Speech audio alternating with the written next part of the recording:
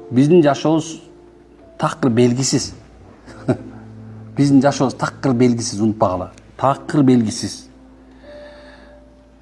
Азыр мына турасың да, канча деген амбиция менен, канча деген пландар менен, канча деген мындай үмүт менен турасың да. Бирок ал жылтап бул свет өчкөндө өчүп калат да. Билбейсиң качан кайсы убакытта экен. Ошол нерсени биз айтабыз. Ушул нерсе үчүн биз ибадат кылабыз. Мейли кандай болсо да ушул өчүп калат, бат эле өчөт. Бирөө 90-га 100-гө чыгат, же болсо так мен 50-гө чыгып так бир 120-га чыккым келип атат десең чыгып калбайсың да. Келечек белгисиз. Ошол сенен пайгамбарлар келген. Эй, этият болгула, даярдангыла деп. Шунтабызбы? Дүйнө ушундай. Канча каалайсың бүтөт. Жулунсаң да бүтөт, жулунбасаң да бүтөт.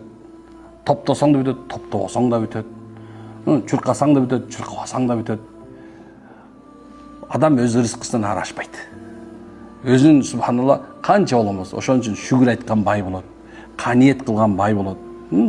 Жашоосун субханалла жөнөкөйлүк өткөзгөн адамдар сөзсүз даражасы бийик болот. Амин.